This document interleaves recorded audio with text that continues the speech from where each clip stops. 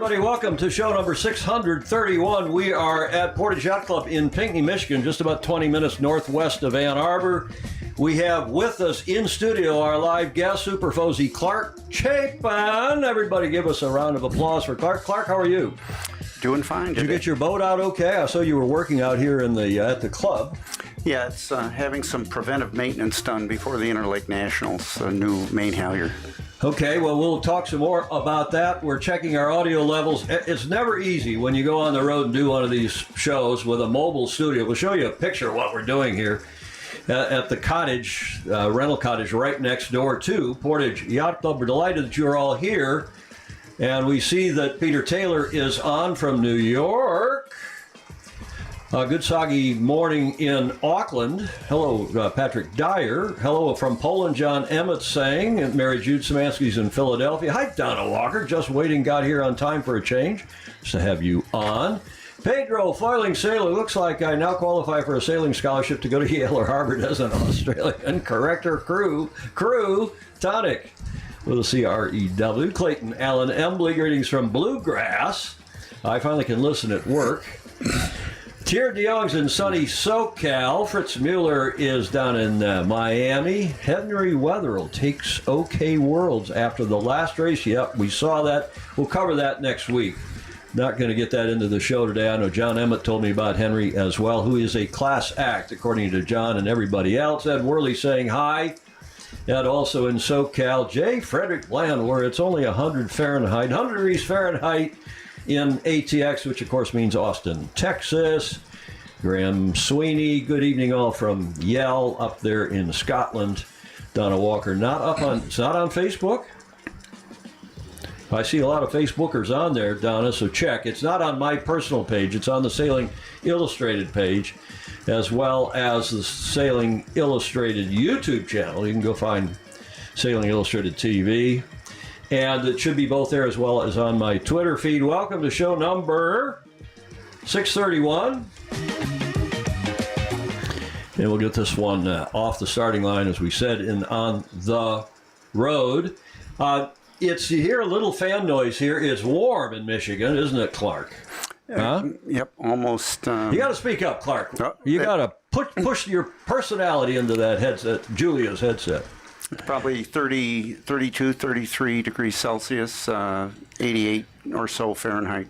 So. And not too humid. There's a bit of breeze out there. We'll show you some more in a sec what's going on out there. But I want to get into this day in history, and that's because, I couldn't find anything interesting on today, the 30th of June, that was worth reporting that was maybe sailing related. So what is tomorrow? Of course, it's the 1st of June or 1st of July, rather, down under in New Zealand and Australia, where a lot of our viewers are situated. Of course, what is there going on, what did go on, and what is today? That is the 1st of July.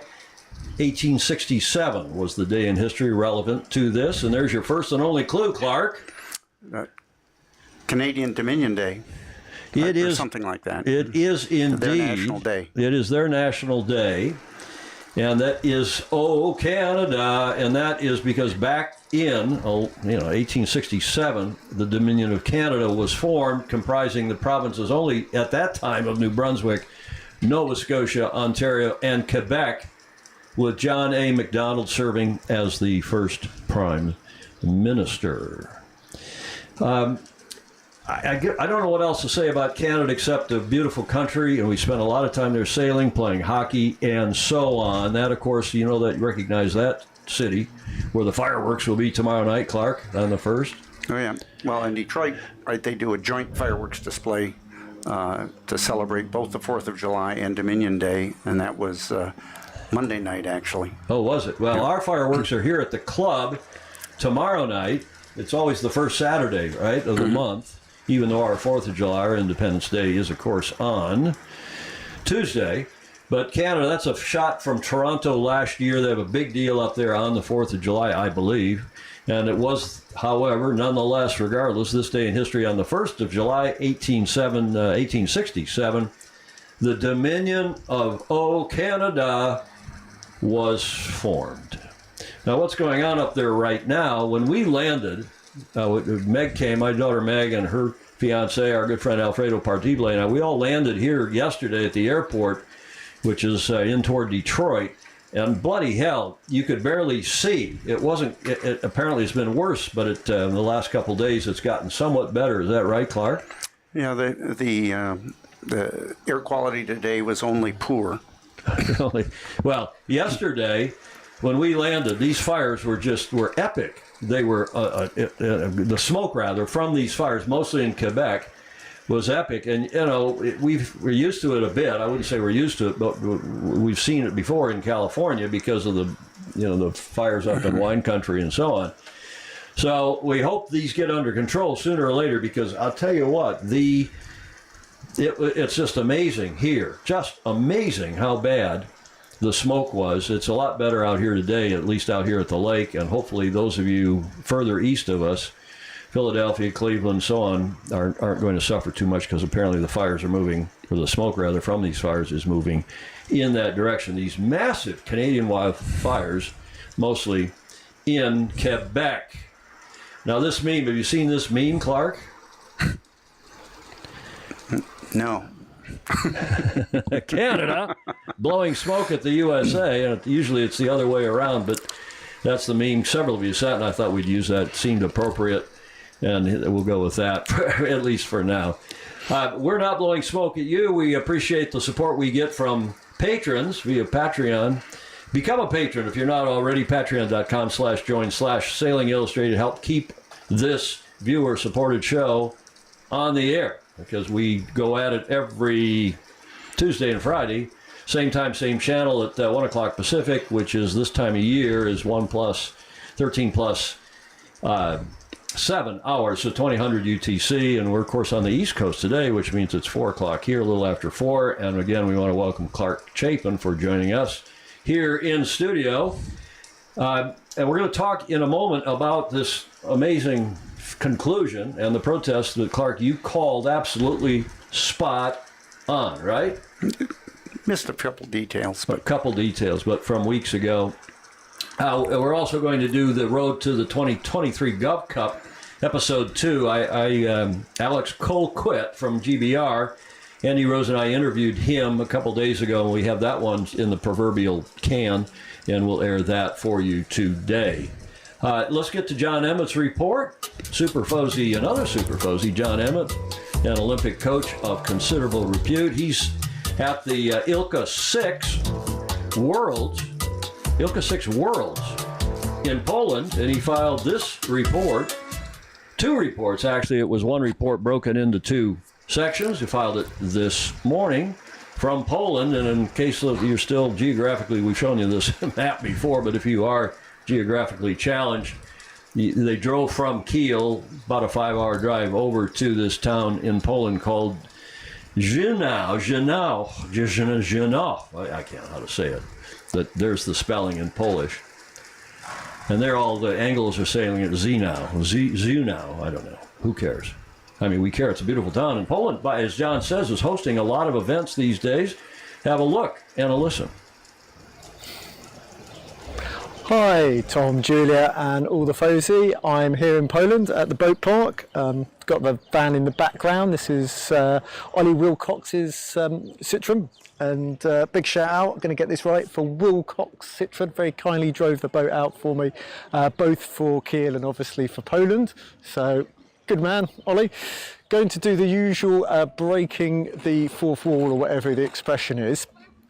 I'd be very interested to know what people think of the video, because I've recorded this in HDR and 4K, and then I've converted it before giving it to Tom. So sorry to break the fourth wall, but very interested to know what people think, whether it's improved the quality or not.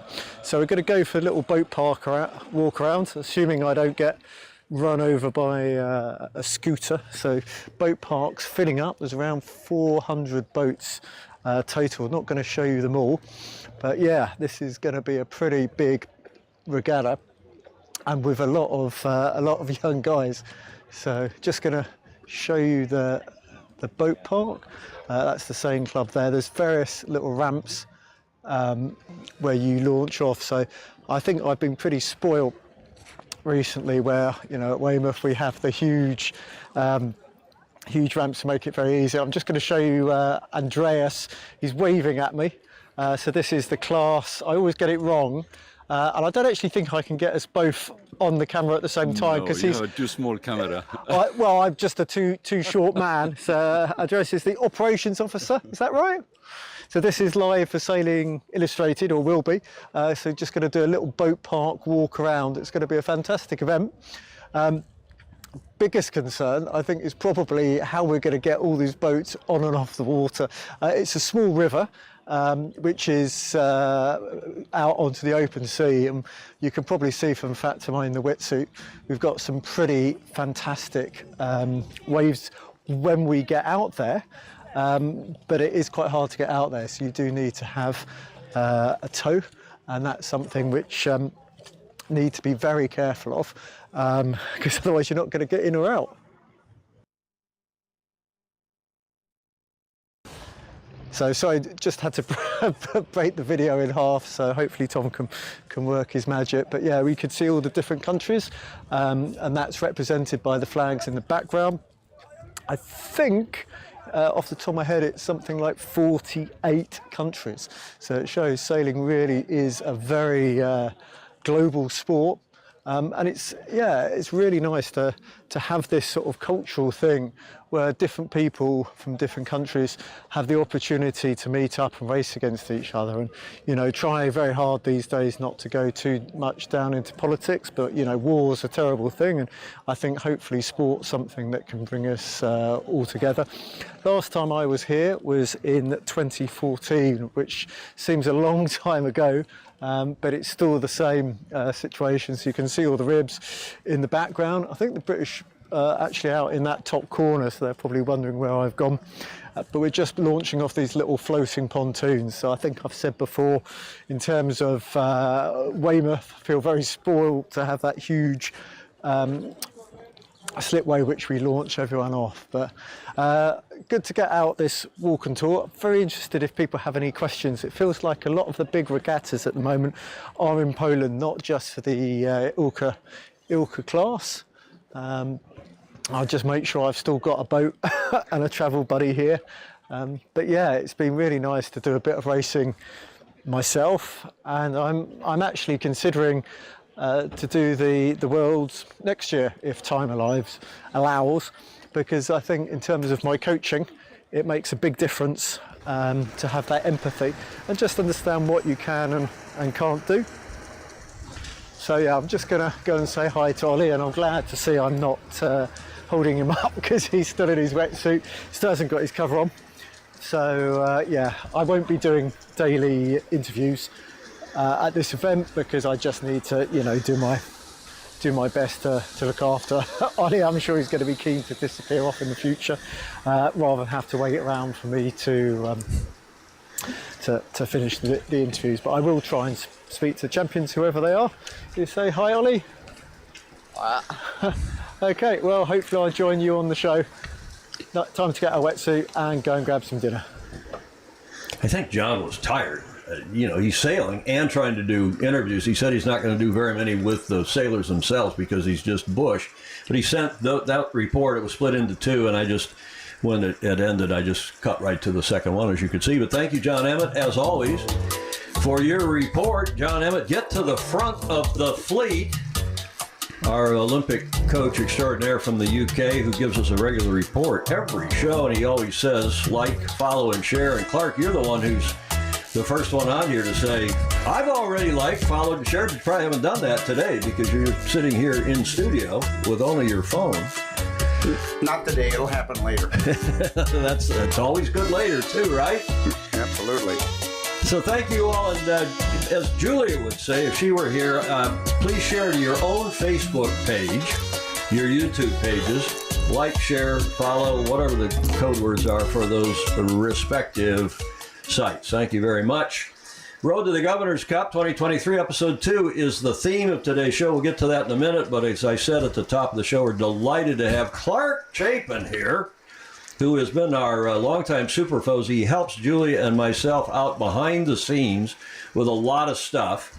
And a lifelong friend of mine. We've been sailing against each other, with each other here at our Portage Yacht Club. We'll show you a video or two in a moment toward the end of the show. But Clark is a superb sailor and also now a national judge? National judge, yep. A national judge and a superb race officer as well, and does a lot of judging around the Midwest and around the country. Delighted to have Clark with us today to give us some analysis. Specifically, we asked him the other day, what would Clark do if he were the international jury for these, what turned out to be 2 protests, not 1, but 2 protests at the Volvo Ocean Race. Clark, can you bring us up to speed? What is going on, what did go on Thursday in Genoa with these protests? Well, the first thing was on the day before, Wholesome had filed a protest against 11th Hour Racing in the incident, claiming that they had altered course too close to allow Guillot to get out of the way, and also that they hadn't avoided the collision. And the more I dug into the rules there that are specific to the event, as well as in the rule book, it only took it took me about as long as it took the international jury. They convened that hearing at 9:30 a.m. and at 9:47 they read the results to the parties that the protest was invalid. So they had decided that in advance. Yeah, they decided. Just as you predicted. Just as I predicted, because all the arguments they wanted to make to help shoot down the redress, they could have raised that a half an hour later in the redress hearing, and I'm sure they did.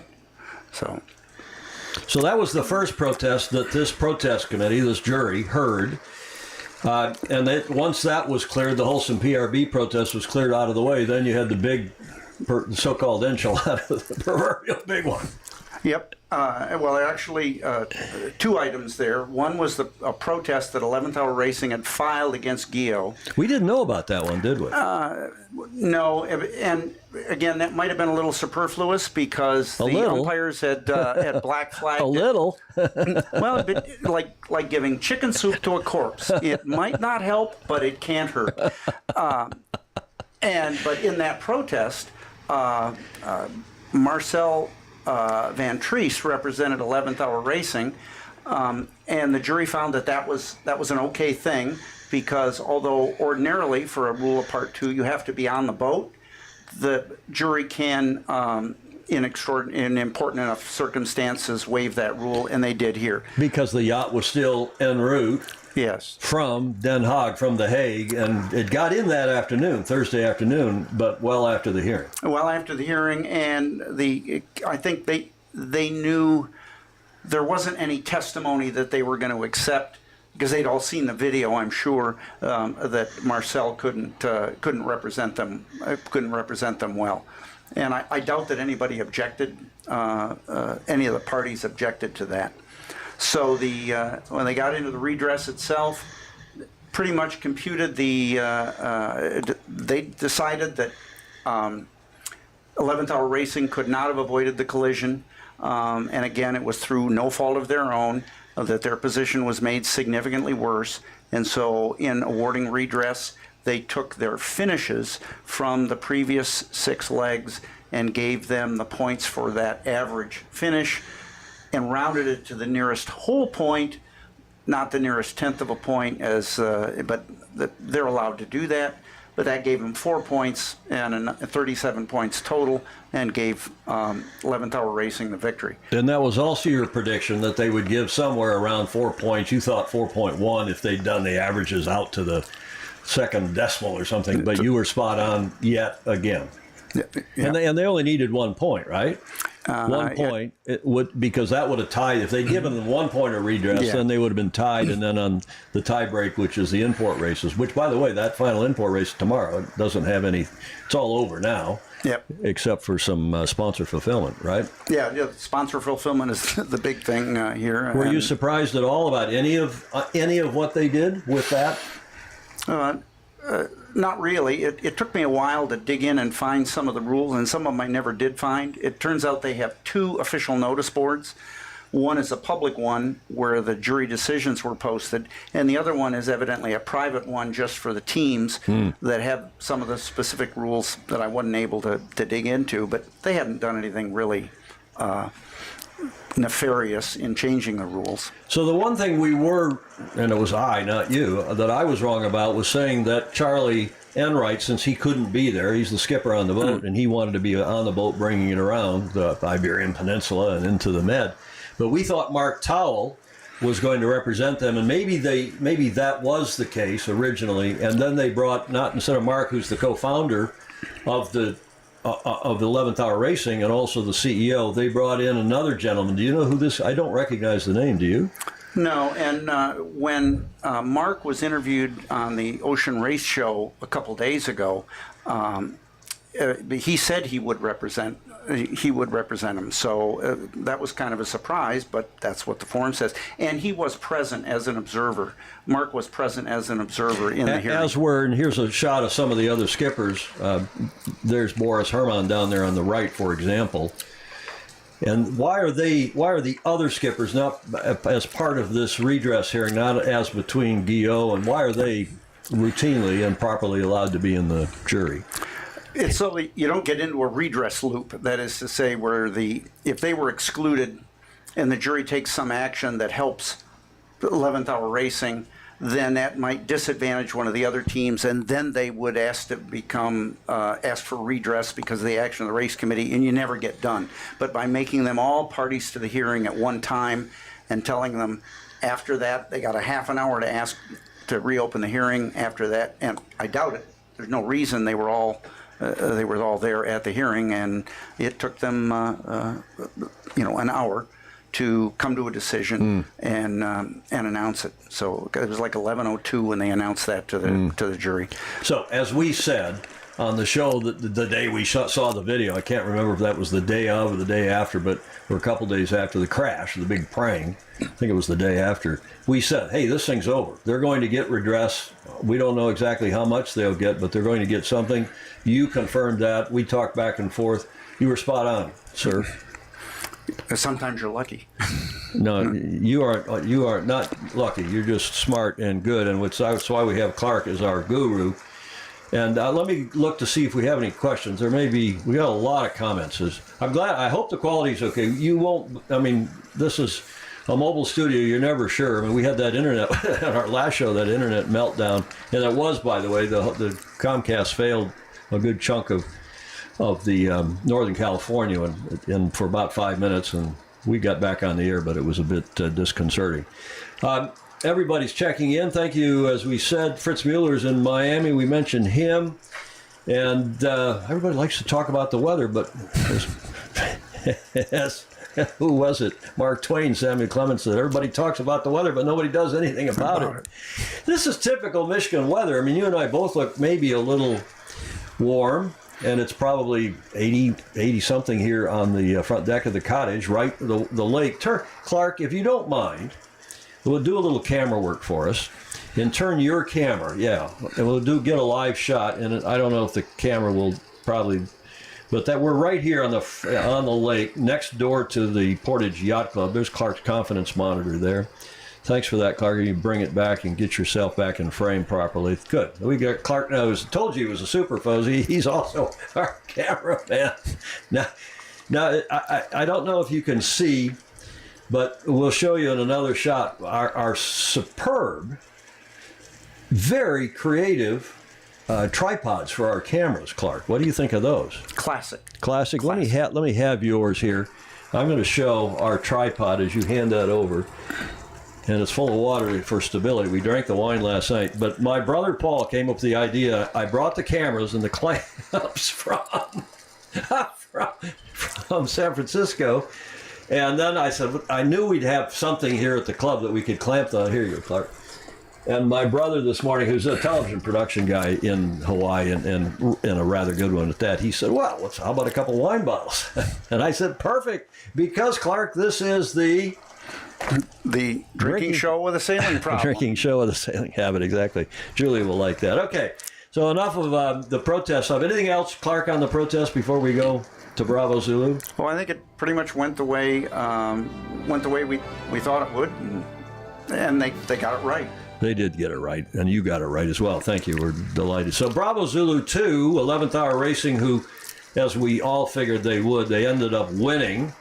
And there was quite a celebration when the yacht came in that afternoon, Thursday afternoon. The protest hearings had already been held. No doubt they had been informed on the yacht, the crew that were bringing them around. And here is the video of their arrival and more.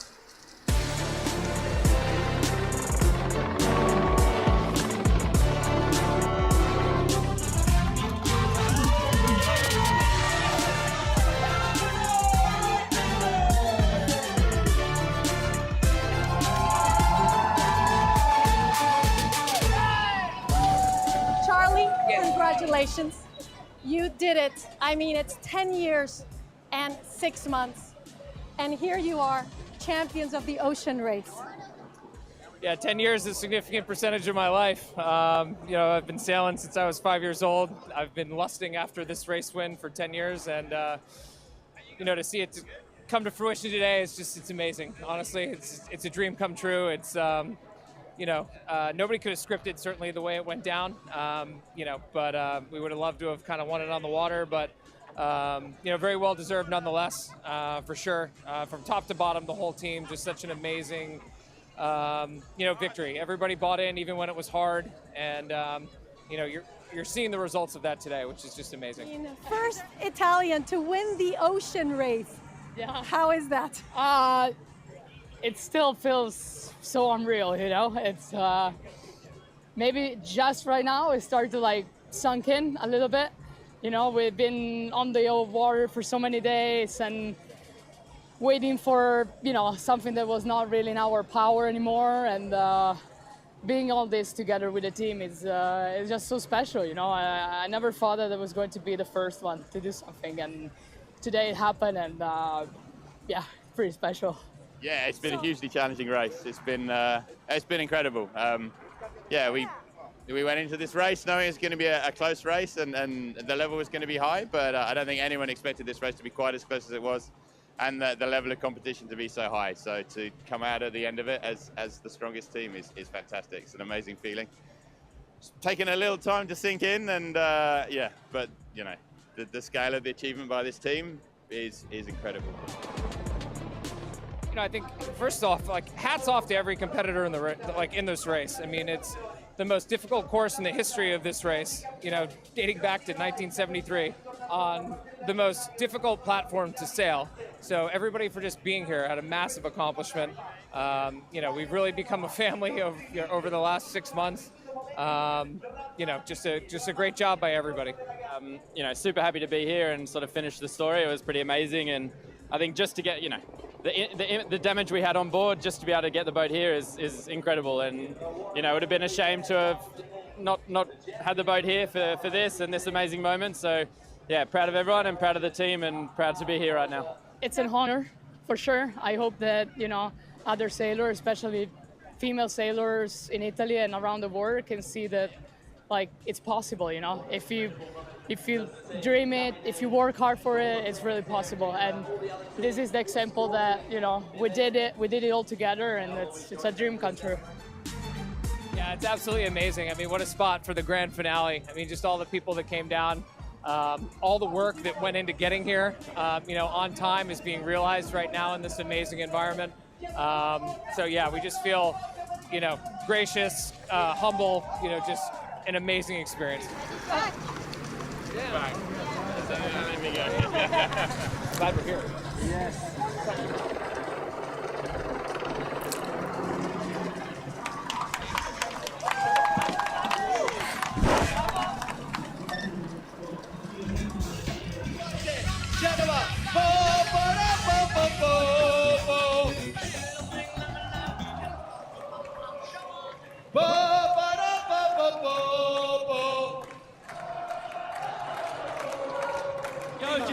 Here we go. Ci siamo allenati.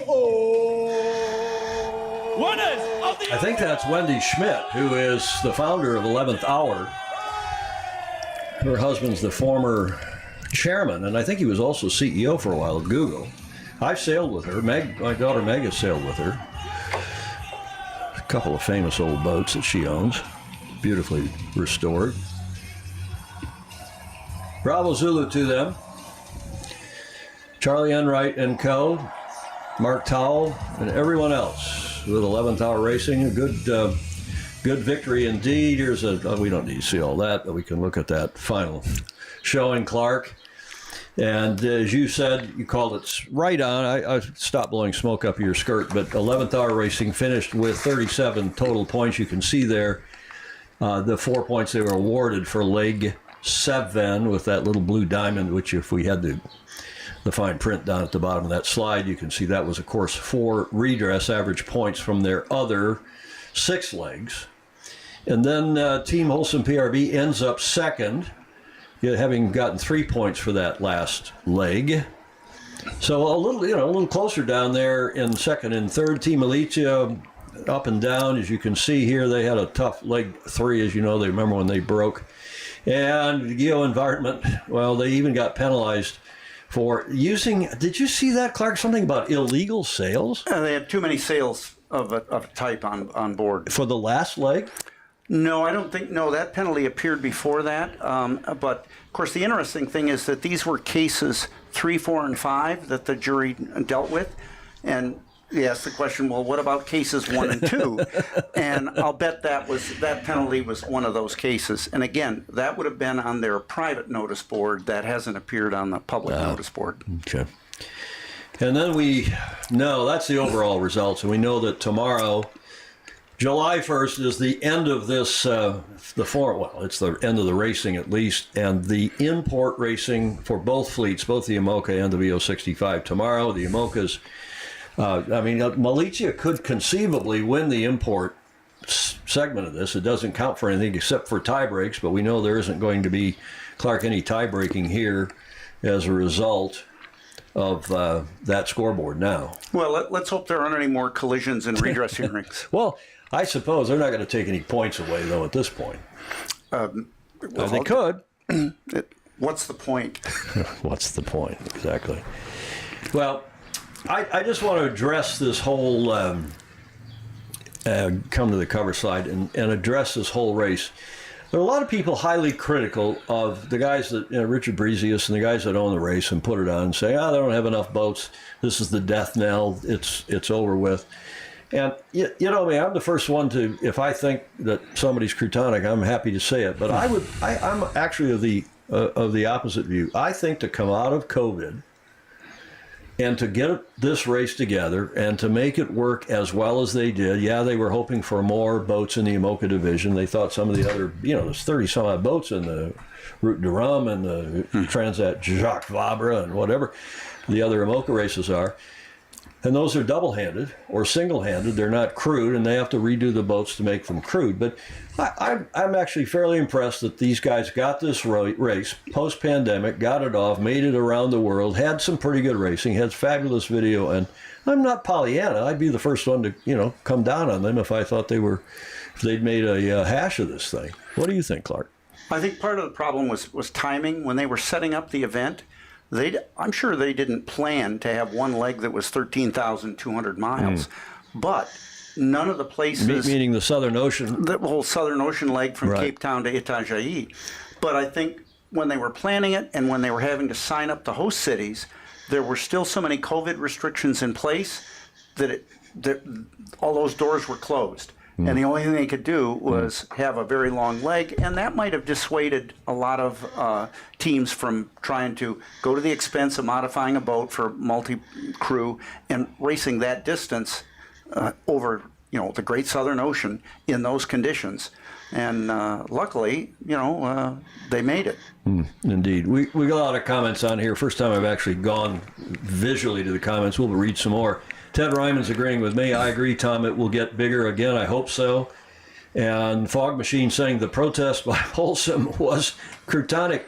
Clark, one of the things we have to sort out sooner or later is whether we're using the German spelling, crutonic with a K, or the Anglo-French spelling croutonic with a C, crouton, which is spelled by the French with a C. But here it's being spelled with a K by Fog Machine. When our ocean race thrives, as the climate crisis intensifies, so does human impact on ocean health. We envision a future, says Stingray. Okay, thanks for that, Stingray. And what other comments here as I look over on the board? People still celebrating Canada Day. That's nice. Alan Long, who's on Lake Erie, saying he can't see the horizon on Lake Erie. So it's still, as I said, when we got here yesterday, Clark, at the airport, which is to the east of us, near where you live, in the western suburbs of Detroit, it was bloody awful. My eyes, even before we were on the jetway going into the terminal, my eyes had filled up with, water, and I was coughing and hacking. It was, and we're not exactly unused to this, having seen this in California. I have a friend of mine who's on Put-in-Bay who's trying to quit smoking, and he was complaining that he was smoking about a pack a day at Canada in the last couple of days. Yeah. What else? This is Bob on Donna's son. Oh, that's nice. Donna Walker. Bob Walker. Hello, Bob.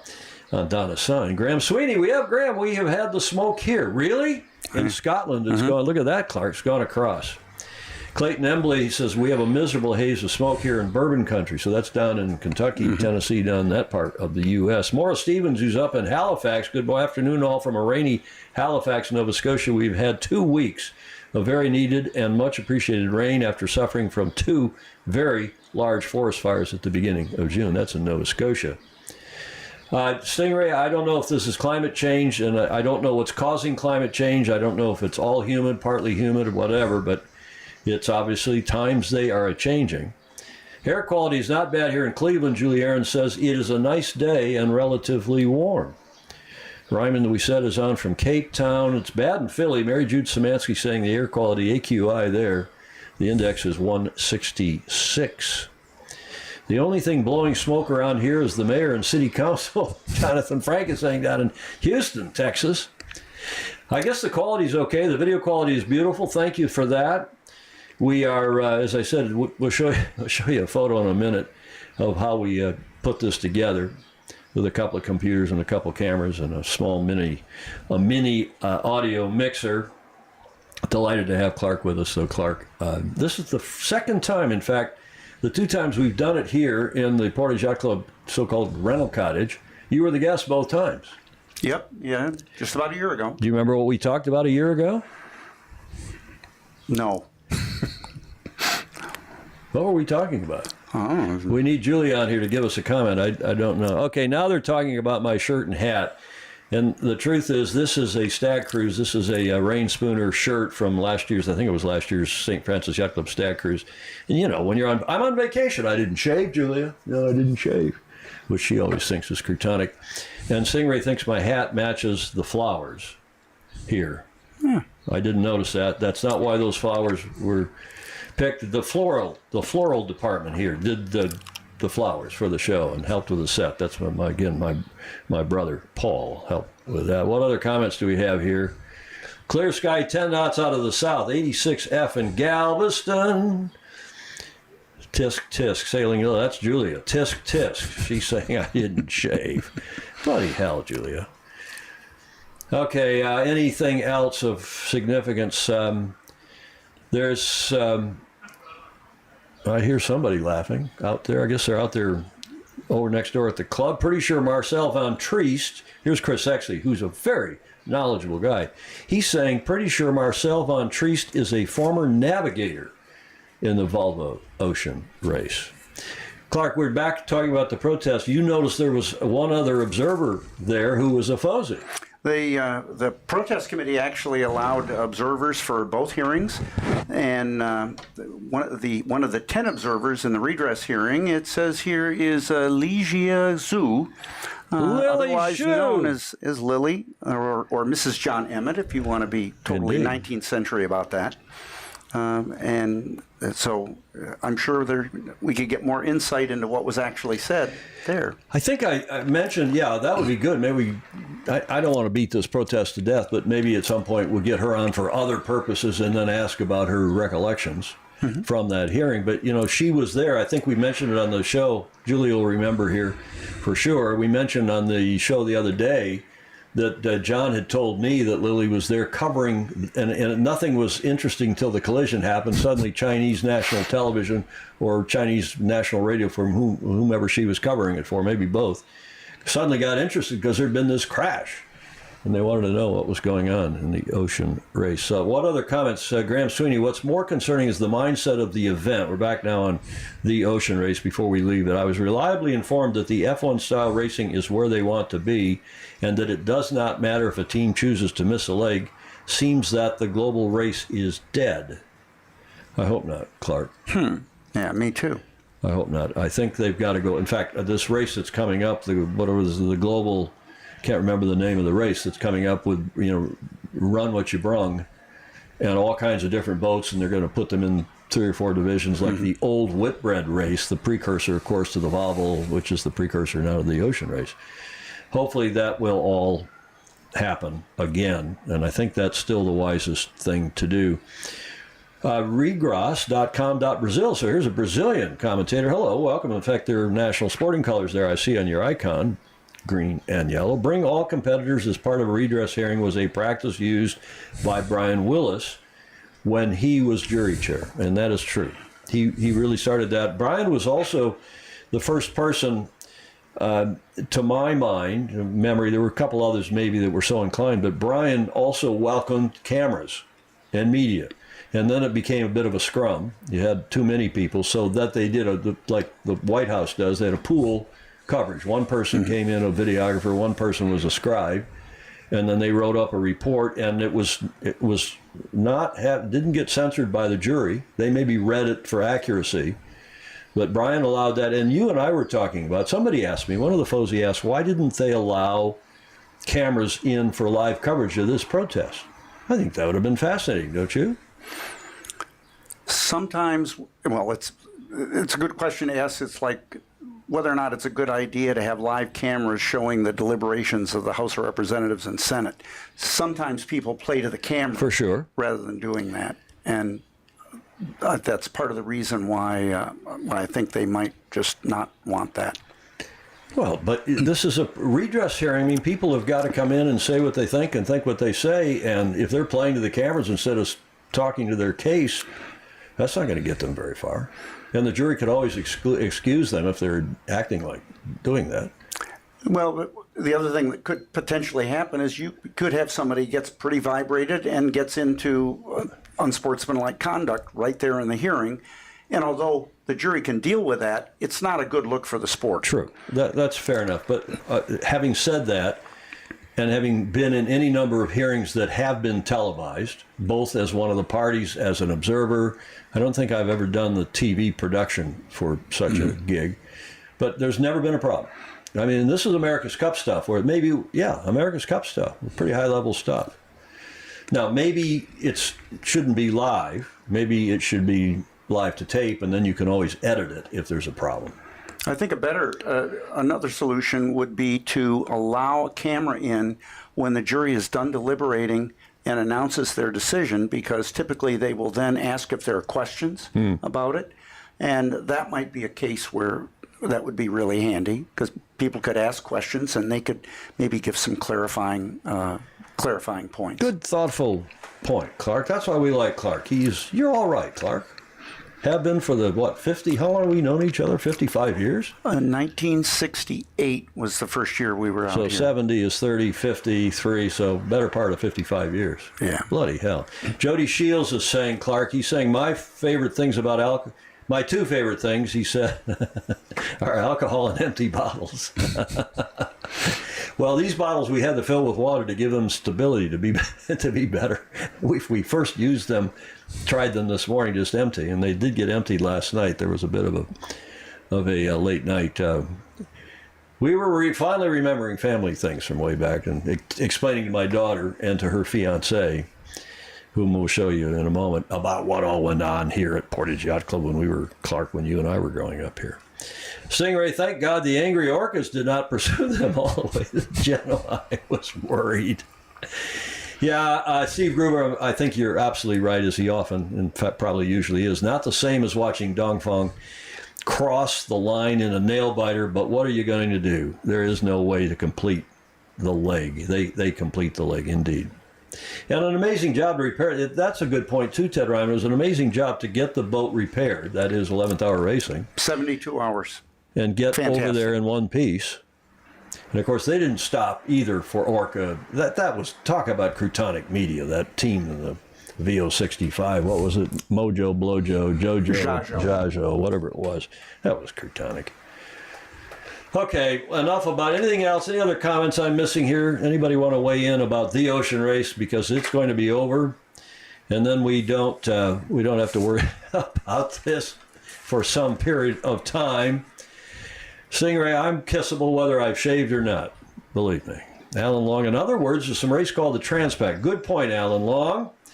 The Transpac is underway, well and truly, and we're not going to cover it today, but we'll see how things develop, and we'll probably get some good reportage from the yachts themselves. Sangmeister, my good friend and Fozy, sailing Rock and Roll is I can't remember now if it's an Andrews 68 or if it's a Santa Cruz 70, but one of the Fozy will know. He's got Elon Musk's new satellite system, satellite comm system, and my brother Paul, who's here from Hawaii, the television production guy whom you know well, he's got one, and it's amazing, and it's not that expensive, and they've got, even when it's cloudy, they've got 100 plus megabits down and almost 50 or 60 up, and sometimes a lot more than that. They can have a gigabit down, depending on it. So Elon Musk, once again, powering the world. Shall we, let's see what other comments there are here. Now I can't get that image of you and Stingray. No, I haven't kissed Stingray. He's not my type, but you know. Stingray, are you kissable? You got a full-on beard, don't you, right now? Stingray, I'm not going to use his real name, or if he keeps teasing me, maybe I will. Why are you in denial about the Orca tax? It's a thing. Well, Steve, I'm not in denial about it. My point is this, is that when a boat goes along and then stops and then puts a camera underwater, this to me doesn't look like trying to avoid the orcas and avoid orca attacks. It looks like trying to get cheap publicity. It's a PR stunt. And in talking with Graham Sweeney, who's on here, Graham has been trying to run down this report of an orca attacking a sailboat, some kind of a cruising boat, I think it was a catamaran, up in the Shetlands, up near him in northern Scotland. He says he can't get any reliable report from he's trying to find the person, and it's Crutonic, he thinks. We'll see. I mean, I have a little bit different take on Jajo, and that was that they had a plan, or they had somebody told them what to do in case of an orca encounter. And the trouble is that it was, first of all, pounding on the hull, bad idea. For a creature that navigates by sound, like somebody said a week ago, that's like ringing the dinner bell. But like I say, I always never ascribe to malice what can be adequately explained by stupidity. You always like and to I think say they just had a bad plan in case of an orca encounter, and then they executed their bad plan. I'm reliably informed, and I hope this is right, that they were not asked to do that, let alone told to do it, by the Ocean Race. Yeah. Now, maybe their own sponsors did, and maybe sponsors on other boats, because one other boat also had a incident that looked like it was Crutonic, and just that the orcas didn't play. But who knows? I'm not denying it. It's obviously happening. We had the guy on the show, John Burbridge. I'm sorry, I can't remember. Burbeck. Thank you, Clark. And quite an amazing situation. And I'm sure articles are showing up day after day. But these killer whales have never killed another human being, except in captivity. In the wild, they never have. They've never attacked a human. So I think they're playing with the boat, so they're doing something that's, who knows, in their own minds. Maybe Clark, we need you to go over there and do a Vulcan mind meld on the orcas. Starlink, Steve Gruber saying, yeah, Starlink is amazing, used on a plane. And I know that John Sangmeister's got one. Maybe we'll get him to talk to us about that. Yes, there is the hint of a Rule 69 protest going on at the maxi level in that regatta, but let's don't get into that here until there's something formal filed. Elon for president, Alex Kent is saying. Alex, who's out presumably on the West Coast. Now, Clayton Embley is saying, never use, quote, this is the quote he's using, never use malice for what can be described as stupidity. Your quote. Is that close or is that it? Close enough. Aloha to Paul. Joe Cool knows my brother Paul, who is here, and he's helping my dad here at the club. My dad, who's 90. We're here to see my 90-year-old dad and my mother, who's closing in on 90 as well. So enough of all that. Let's get to the featured segment, really, today. Episode 2 of the Road to the Governor's Cup. This kid is exceedingly bright. He's studying to be a doctor. Another Mr. Dr. Andrew McIrvin, a surgeon. Bright as hell. At the University of Southampton, and also a terrific sailor, and enjoy this 7 or 8 minute interview that Andy and I did with him a couple days ago. Of course, in relation to the Governor's Cup, which is coming up at the end of July, the 24th through the 29th, the prestigious International Youth Match Racing Championship, hosted annually by Balboa Yacht Club. Welcome to Road to the Governor's Cup. For 2023, episode 2, we have Alex Colquitt from GBR from the UK standing by in Southampton in the UK, along with our GovCup guru, Andy Rose. Welcome, gentlemen. Well, good morning, Tom, and good evening, Alex. This is the second of our series. We're going to do a couple special ones with 2 or 3 sailors in the same one, but it's going to be fun. So we thank you for joining us. Indeed, we do. Let's take you right into the slides, Alex. Do you want to say anything in opening in your own defense, Alex? No, just hi there, and thanks for having me on. Yeah, really excited. Well, we're delighted to have you, and we like to tease you all a little bit too, and we'll do that Monday night at the opening. Andy conducts. Have you seen that online? Have you seen the opening on Monday night of GovCup week with the introduction of the Meet the Teams, and then Andy does a bit of a roast of all you? Yeah, I've heard a little bit about it, but not quite sure what to expect. So yeah. Well, you need to come prepared, right, Andy? He's got to, Well, it's a little hard to prepare because I never know what I'm going to say before I say it, but you'll enjoy it. But we won't be. We're a little easier on newbies. Tell us a little bit about your sailing. Starting out, I guess, were you in Opties before cadets? For a brief time, kind of locally, yeah. So I started out in cadets with my brother. So that's my little brother James in the front of the boat there, and we did a few years together. And this was one of our last events in Lake Garda, which was a lovely place to go sailing in 2016, I think. And then you've been doing a lot of sailing. Looks like at West Kirby Sailing Club. Yeah, so that's my home club. This is the Firefly class. We use that for team racing. Do a lot of team racing at West Kirby. Big event is the Wilson Trophy, if you've heard of that one. And yeah, I did a lot of team racing alongside kind of 420s and other classes like that, yeah. Looks like you've cut your hair since that picture was taken. Yeah, it had to go, unfortunately. But, no, yeah. So you've done some 420 sailing? Yeah, a few years of that as well. So this was out in Portugal, 2019. Between for me is Rebecca Coles, who sailed with for years and ended up living together at uni as well. So small world for sailing. Indeed. How about canoes? It looks like you've been doing some international canoe racing.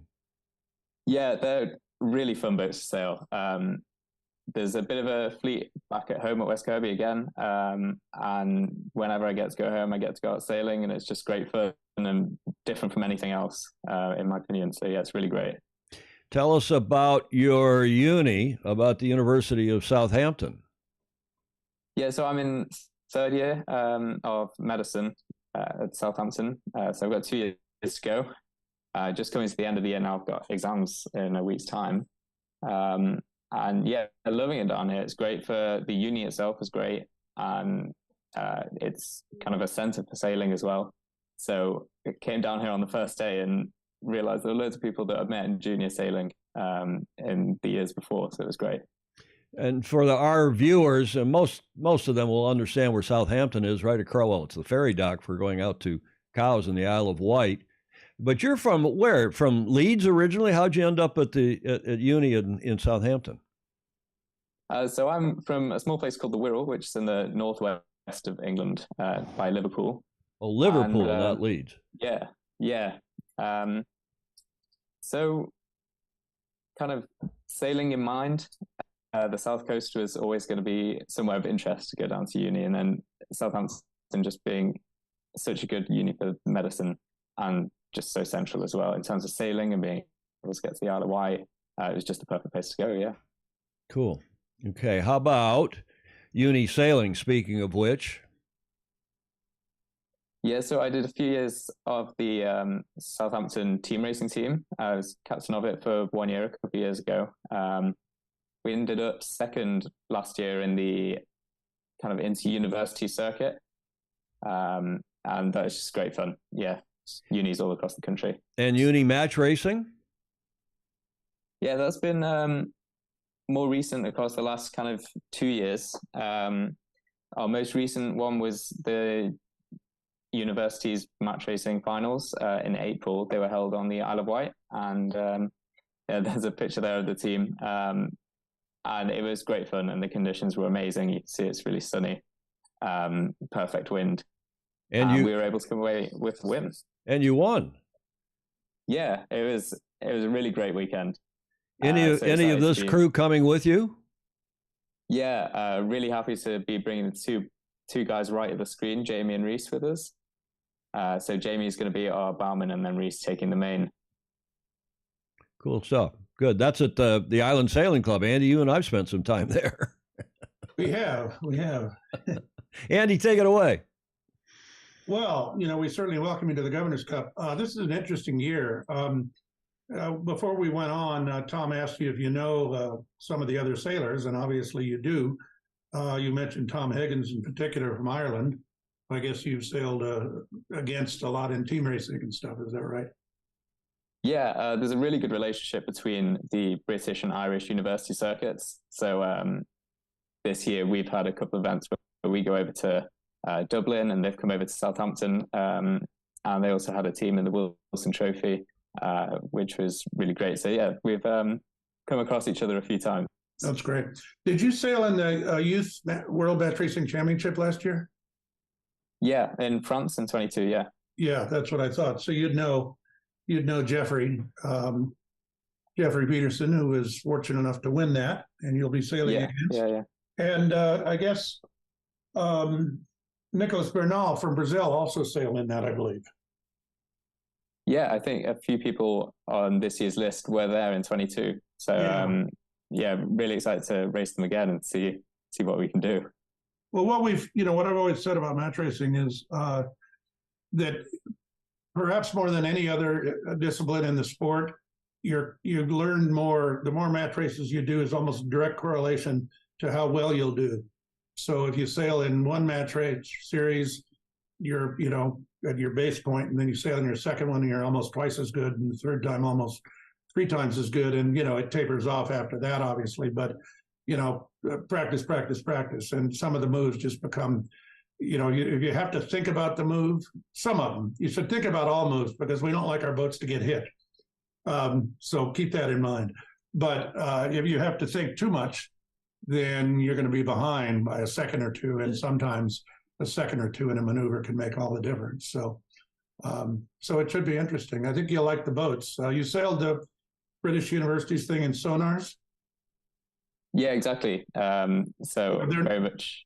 They're known as slonars over here, but they're a great boat, and they're all equal and all that. But I think you'll find the Governor's Cup 22s to be significantly different, shall we say? They're light. They only weigh about 1,450 pounds, and have a lot of sail area, and will plane in a breeze, and so it's sort of fun. Yeah, they look great. I admit, I've been doing a bit of homework, and they look so good to sail. So can't wait to get out there. Well, we get you newbies a whole afternoon of practice on them. So you'll be fine. Sounds perfect. 4 hours, and you'll be fine. Yeah. The other interesting thing about this year is that it's the biggest group of new first-time Governor's Cup sailors we've had. I don't know if ever, but in a long time. And from 8 countries, which we've never had that many. So there's some obvious sort of favorites because we know them, but really only because we know them. Jeffrey Peterson, probably Josh Hyde from New Zealand, probably Max Paul and Cole Tapper from Australia. Well, we've seen them sail. Cole sailed in the Governor's Cup, and they do, as you know, a lot of regattas in Australia and New Zealand, youth match racing regattas. But the rest of them, each one of you has at least one national championship in your own countries, but not a lot of sailing against each other. So there'll be some surprises. I don't know if you've looked at the NOR, but we do a complete double round robin first. So you have 22 races. You can sail everybody else twice. And we've seen in the past some of the first-time Governor's Cup sailors, lose 2 or 3 races on the first day or the first couple of days, and then come back strong once they get, into the boats and really understanding it. And we've had winners with 3 or 4 losses in the round robin. Now on the other hand, we've had winners who won all but one race in the round robin. We've had losers who won the whole round robin, every race. So you never know. There's the curse. I don't know if you've match racing long enough, but there's sort of the curse of the winning every race in the round robin. That does not necessarily lead to winning the regatta. Yeah. Well, I just say I think it's a great system, and I'll take as much sailing as I can get, really. So sounds good. Yeah. And that's the idea. And then we also have a consolation round. We have semis and finals, but during those we sail for you sail against the 5th place boat, sails against 6th place boat in the round robin, 7th versus 8, etc. And so it's kind of fun, and you get a lot of stuff. The social events are, I think you'll find quite good, and it's always fun to get together with a bunch of young sailors from all over the world. And this one truly are from all over the world. So good stuff. Gentlemen, thank you very much. Nice to meet you, at least digitally, virtually, Alex. You go by Alexander or Alex normally? Alex is great, yeah. Good. Well, we're looking forward to seeing you in a few weeks in Newport Beach at the Balboa Yacht Club.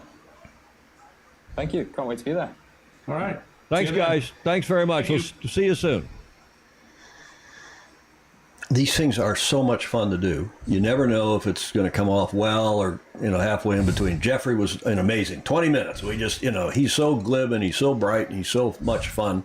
In fact, I told him not too long ago, Jeffrey, you ought to go on and be a television or commentator or a radio commentator. I don't know what he's studying. He's at Georgetown now, so I don't know what he's studying there in school. But this is the 3rd year we've done this, Clark, and the first year was like pulling proverbial teeth. In fact, I think we only interviewed, Julia will remember, but 4 or 5 of the 12 sailors because they just weren't that forthcoming.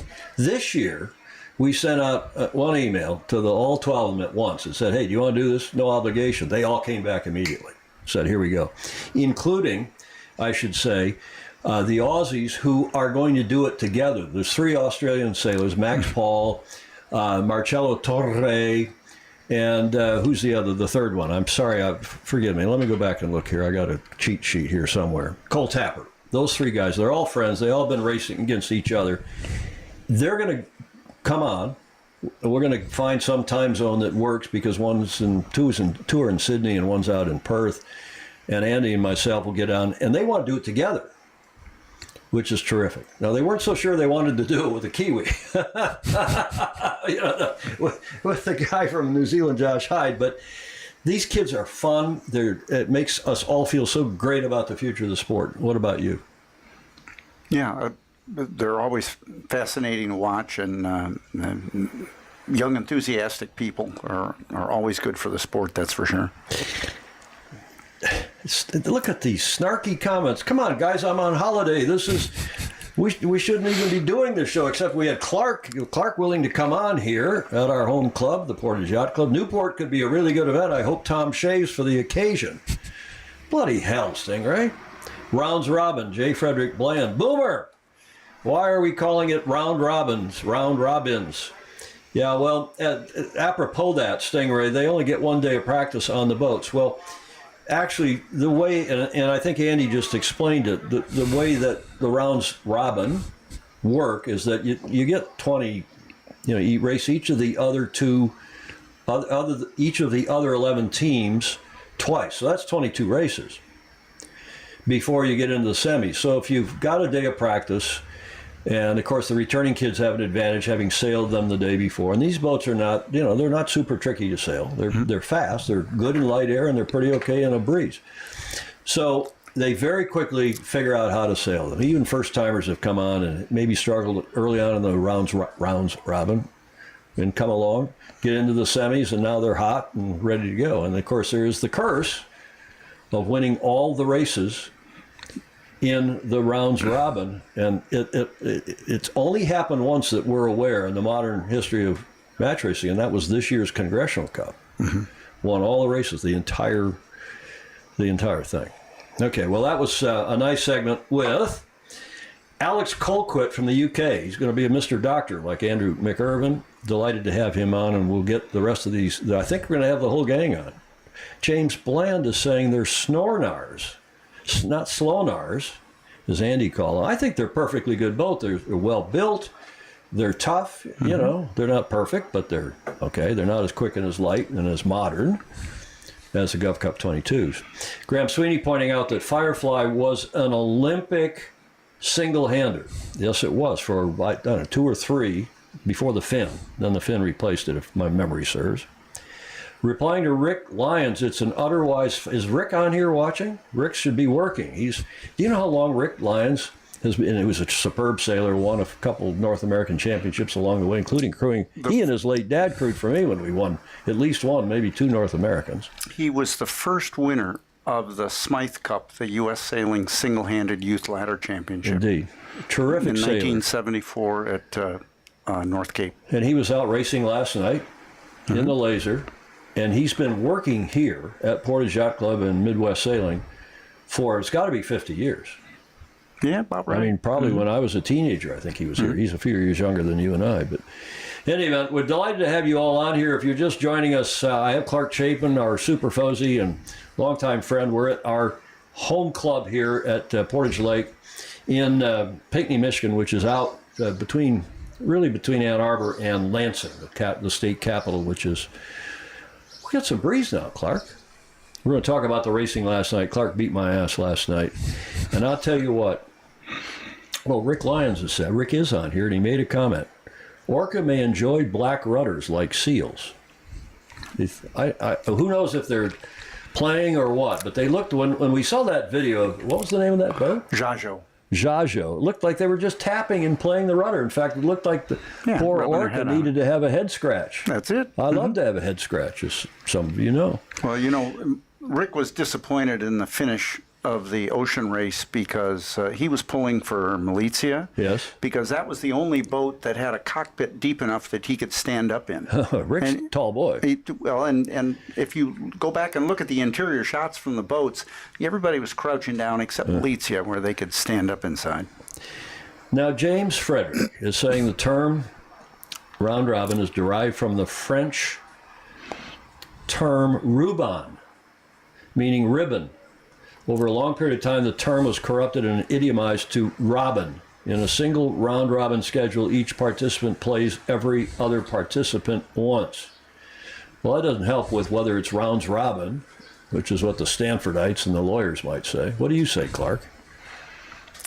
It's probably like, attorneys general sort of thing. Probably, I will defer to Julia. Correct, rounds robin. Correct, but improper. Correct, but awkward sounding, I guess. Awkward sounding. Yeah, okay. Common bottom line, Jonathan Frank, these kids all live to sail and live to win. You know what? I think they enjoy the social, too. That's one of the nice things about the GovCup is the social. Starting with Andy's roast of the kids. I mean, it's meet the teams. He brings them up on the stage. We produce it live so that you can watch it wherever in the world. Parents, grandparents. And, we've had nice letters. We've said this before. But all of this coverage, it's for the families, it's for the kids, it's for their, go back and look at it in 10, 15, 20 years. We didn't have that. We don't have any digital media of our sailing growing up, Clark. Maybe that's good. Maybe that's good, yeah. But these kids, and we get these nice letters from Leonard Takahashi's grandparents in Japan saying, oh, that's what Leo is doing.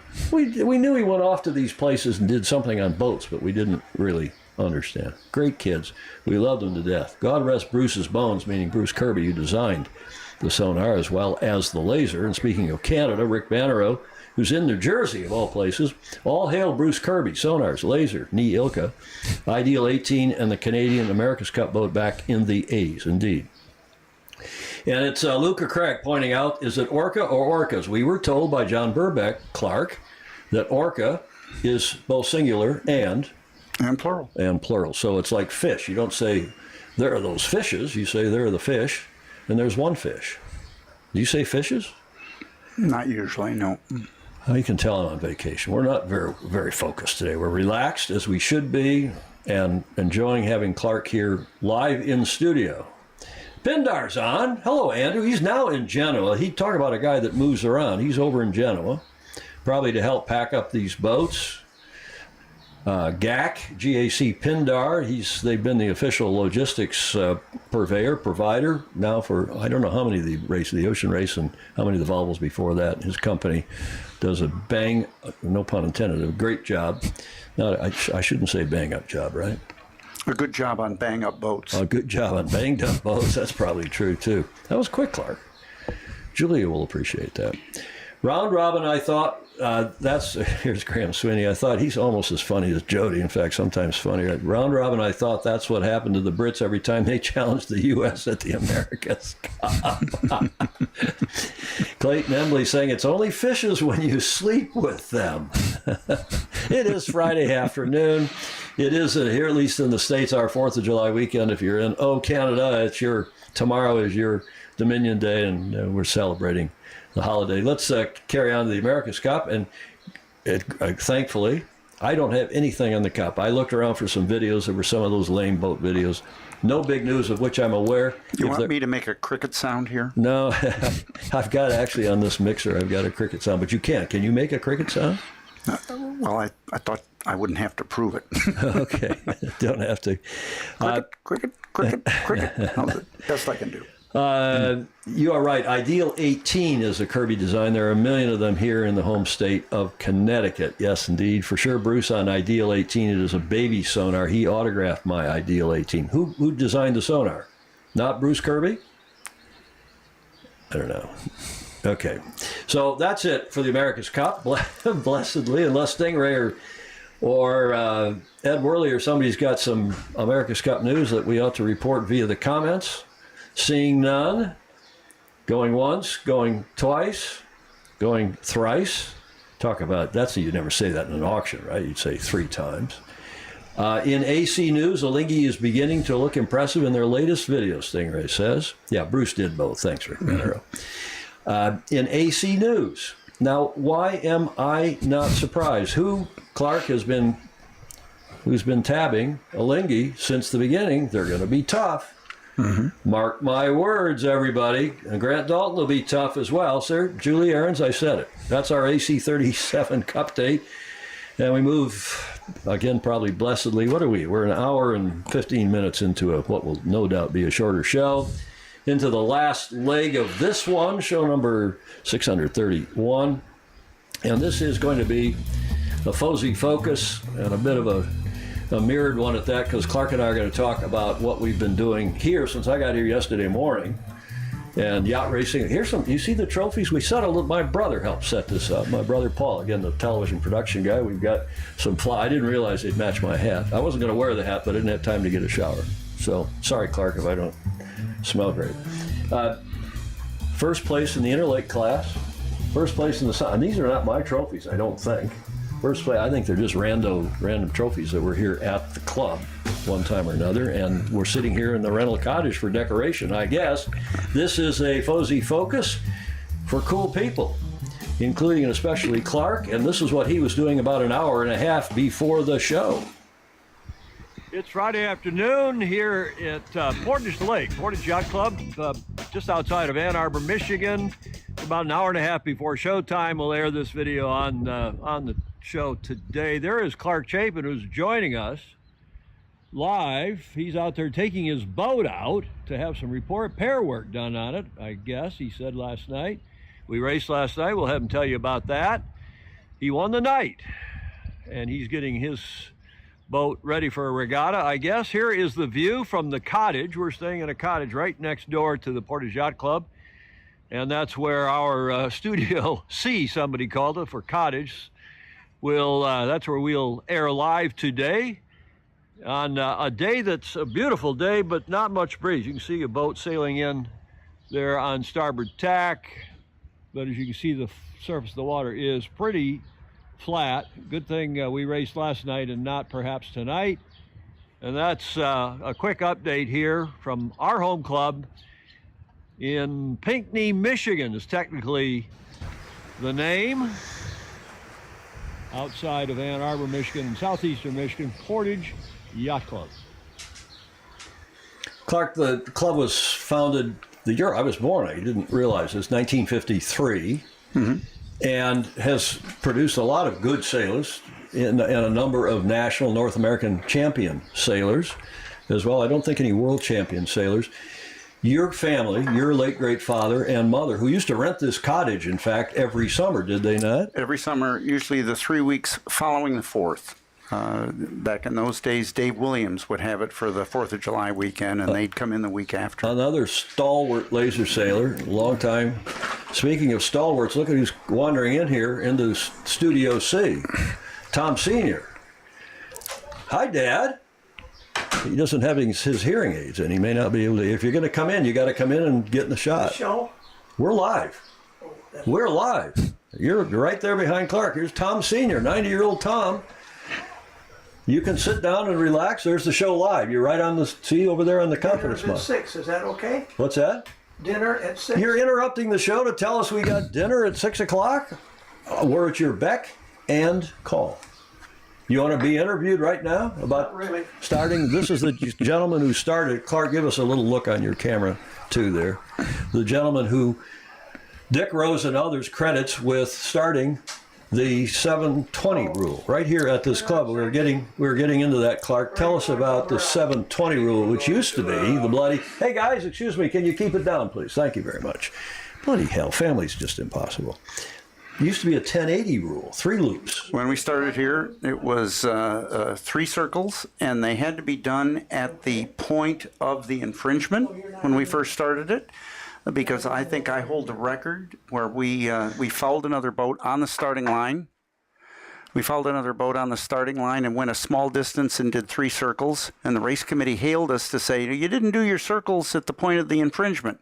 So we went back and did 3 more circles, and at that point the next class had started, and we managed to foul a boat, completing our 3rd circle there, so we did 3 more. You get dizzy, too, doing circles. Yeah, so we did a total of 9 circles, however many degrees that is. I don't care to count. 1080, right? It was the 1080 rule, and we... Yeah, times 3, so it would be 3240, right, or 324. Excuse me, you're an engineer. 720 plus 360 is 1080. And we did 3 of them. Yeah, that's 1080. No, we did 3 circle penalties. Oh, you did 3. Oh, Yeah. so that 1080 times 4, that was 3. hell. Okay, whatever that was. But I'm talking about the initial penalty instead of 2 loops. The 720 was a 1080. 3. Started here. My dad had this idea that you should not have to, he called it capital punishment. You should not have to go home because you touched a mark or because you did something stupid with another competitor.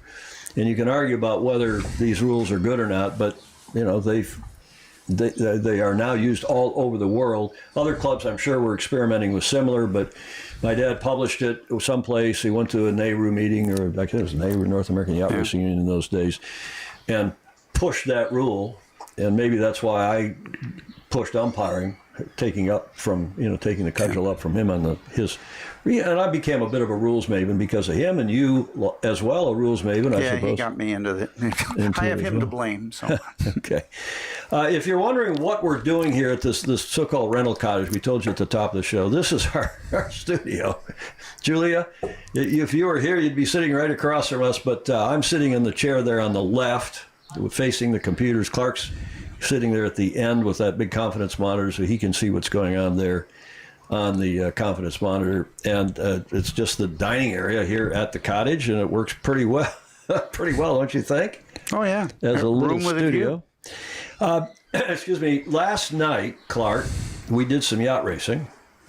Now, these pictures are from Meg's fiance, Aaron Schraberg, and I'm sorry I don't have any better picture of you. That's us sailing my dad's boat The first race, Alfredo Partible crewed for me, and he sailed only 3 races in his life. Last night were races 4, 5, and 6.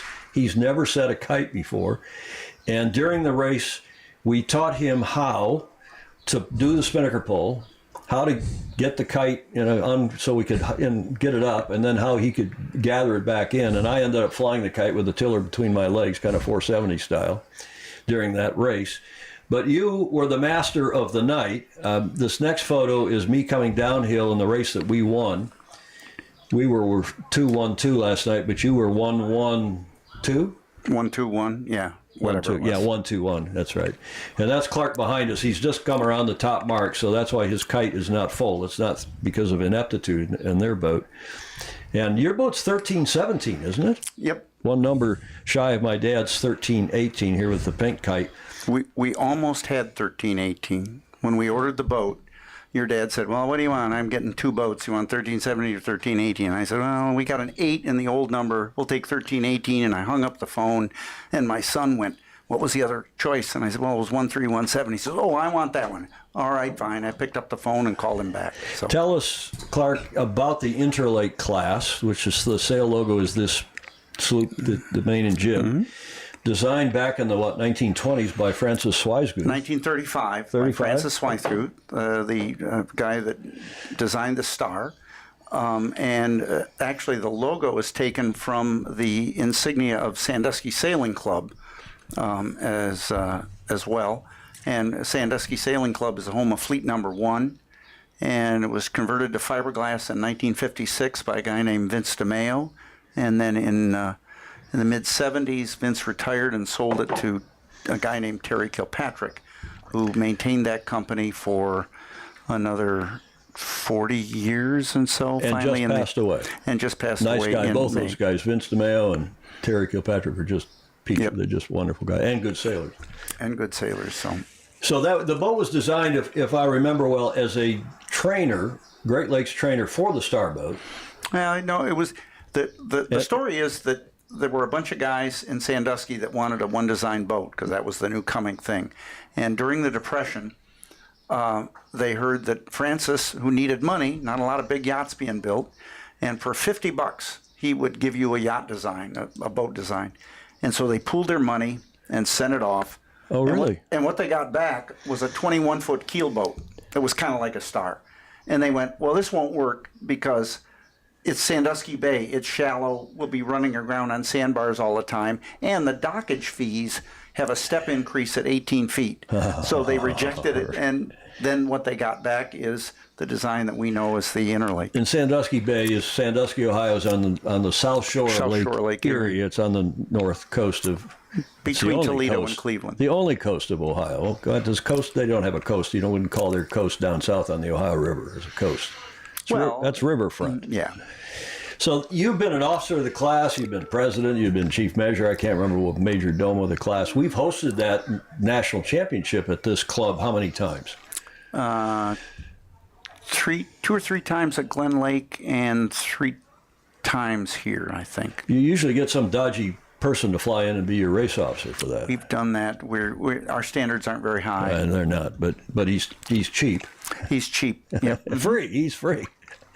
And I don't even charge the bar bill. I mean, I even pick up my own bar tab. Anyway, Clark, the Interlake class is fabulous.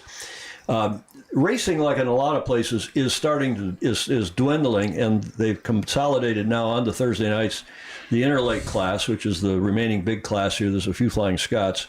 And then last night, the Lasers, which used to race on Tuesday night, they're also now racing with the big boats, we call them the big boats, here on Thursday nights. And quite a good laser fleet out there last night. Mm-hmm. Yeah, we have an invitational series to try and introduce more people to sailing at Portage Lake. And so they don't have to be club members. They can pay quite a bit minimal fee and get a 6-race series for the first 6 Thursday nights in the year. Okay, well, it's nice to be home and nice to see the racing and to go out racing last night, Clark. You won the night. Congratulations. Bloody hell. I had a crew that hadn't sailed on the boat in 16 years. And actually, I'd had the deck redone in between time, so it was like stepping onto a brand new boat for him. I'll tell you what, I could barely roll out of bed this morning. And that was after at least, I don't know how many Advil and a little bit of, well, red wine are there in these bottles that are our camera tripods now today. I've got one other video, just a quick one. We gathered the fam damley, as Clark calls them, up this morning. Meg and her fiance and Alfredo Partible, my brother and his son. We went to a famously cool place in Pinckney, Michigan, which is just up the street a couple miles. And whenever we're here, we always go to the local, I guess you would call it a greasy spoon. It's a perfectly good breakfast and lunch place, and it's called Aunt Betty's. About 10:30 in the morning Friday, and we're now in the famous Aunt Betty's in Pinckney, and it's so full, the place is packed, as you can see. The place is absolutely magnificent. It's absolutely packed. So, Paul, we're here now with Paul's son Nalu and my brother Paul and our good friend my finger was in front of the lens, Alfredo Partible, my daughter Meg, a couple other gentlemen here at Aunt Betty's, downtown Pinckney, Michigan, for breakfast on Friday morning. Ciao for now. Now, I was so crutonic when I said a couple other gentlemen. I'm talking and trying to film, and I'm crutonic. And the gentleman, the guy next to, this is Meg's fiance, Aaron Schraberg, and the gentleman to his right was a rando. He was just there. Perfectly nice guy, kind of joined into our little family discussion. It was wonderful. But this is Aaron Schraberg, who is Meg's fiance. Meg is his fiance. They're marrying, obviously. Did I need to say that, Clark? I think that's a bit like being... It was something that was invented by the Department of Redundancy Department. Exactly, right. Aaron and Meg are getting married. Just down the street from San Diego Yacht Club. There's going to be some action there in October, and we're delighted to get to know Aaron, and he's been up to San Francisco. Julia's met him. He's just been over to see my mom, and everybody's approved. Clark, do you approve? Absolutely. Terrific guy. Okay, so that's just family matters and a little bit of what we're doing here on vacation as well as doing the show. My God, it looks like we're going to get through a show without an internet meltdown, Clark, like we had at home in our fancy setup at Studio B at the Beach Street Yacht Club. And this is, some people call it Studio C for the cottage. It's really our only studio here at Portage Yacht Club. Thank you for joining us, which gets us to the finish line. The winners of the day, you can't say anybody else, right, Clark? Absolutely. 11th Hour Racing. Bravo salute to Wendy Schmidt and to Charlie and Mark and the rest of the gang. Fabulous job. Too bad they couldn't, as they said, too bad they couldn't win it on the water, but it was not to be after they had that praying with Guillot Environment Team Europe. Losers of the day. I don't know who to say are the losers of the day, but I'll tell you what, I've been talking with friends in France all morning, and they had the pension strikes, and they've had lots of strikes in France, but this is ugly, what's going on now. And this is kind of an Antifa on steroids, I'm told by some friends in France. And obviously these people who are looting, terrorizing, burning, it's just astonishing, and it's mostly kids. In fact, the French president, as we were going to air, said, please, French parents, keep your kids at home, especially your teens, keep them at home. That's the only way we're going to quell rioting that is spreading across France. So I don't know, Clark, if the teens are out rioting in the streets, I don't know how the parents are going to keep them at home if they've lost control of them that much. What do you say? Yeah, well, they'll show up for meals. Snag them then. Yeah, Meg always showed up for meals. That's true. Okay, that sad news about that. And stay safe, those of you who are in France and friends of French folks over there. Again, even as I'm sitting here, I notice I've been getting texts from friends in that beautiful country and a fabulous sailing country. A lot of great French sailors. We've been talking about with the ocean race and so on all along. Okay, that gets us to Whiskey Tango Foxtrot, and one submission only because it is a holiday weekend and we're trying to keep this show short. It's an hour and a half already, and this is courtesy of who else? Ted Ryman. We talked about this with Julia the other day, Sailor's Repair Flow Chart, and he sent it to us. Does it move? Clark, you can voice this because you're an engineer. Does it move? No. Should it? No. No problem. Yes. WD-40. Does it move? Yes. Should it? Yes, no problem. No, duct tape. And all the time I've spent out here working on my boats, Flying Scots, fireballs, lasers, sunfish, whatever the hell, it was duct. If you didn't have duct tape and WD-40 as your principal tools, right? Or on a sailboat these days, McLube often works. I've never used McLube. Is it good? I've used it a couple times to help the sail go up and down the track better. Yeah. How about the bottom? Don't you spray it on the bottom? I haven't done that, but no. Oh, okay. I thought it was also for a fast coat on the bottom. Well, thank you to Ted Ryman for sending that along. Clark, you can do Julia's job here. Your final comment. Remember to like, follow, and share to your personal Facebook page and any groups that you're a member of. And any groups that you're a member of. Exactly right. And remember, too, the comments are welcome, even in replay. We're one of the few shows that leaves comments open because we don't, frankly, blessedly, don't have many, if any, trolls. And if they do, Julia will catch them, not only wave her finger at them, but she'll knock them off, and it's one strike and you're out. So we don't tolerate that at all. We do tolerate, however, people who give us a few bucks a month via patreon.com. Please do support this show with $1 or $5 or so per month, patreon.com/join/Sailing Illustrated, for which we are entirely grateful. Thank you to all of you who are patrons, and thank you to those who gave us images and video and audio for today's show. Clark, final word? Like, follow, and share. Yeah, thank you to you, sir. Thank you very much. You're welcome. Great to have you on. And also to all these, as I said, we couldn't do the show without, and especially the folks that are sending us stuff. I'm behind. I've got stuff from Peter Taylor. I've got stuff from Alistair Murray and Ed Worley and others, and we're going to use it in future shows. Busy month ahead of us because of GovCup and getting the rest of the road to the GovCup interviews on and recorded and then on the air and then down at GovCup toward the end of the month, the last week of July. We'll start live 10 live shows starting Monday night of GovCup week, and it'll be good fun. To all of you in the States or wherever in the world you are that may be celebrating our Independence Day, the 4th of July, which is Tuesday, have a great weekend. We'll have fireworks here at the club tomorrow night. Yep, and happy Dominion Day for our Canadian friends. Indeed. Happy Dominion Day tomorrow for our Canadian friends. Don't blow any more smoke our way. We blow enough smoke on this show. We don't need any from Canada. Thanks, everybody. Have a great weekend. We'll see you next Friday. No show on Tuesday. We're going to try to take that off and have a barbecue with my mother and my sister over at their farm. In the meantime, if you can, go sailing. Sail fast, sail safe, and have fun. Ciao for now.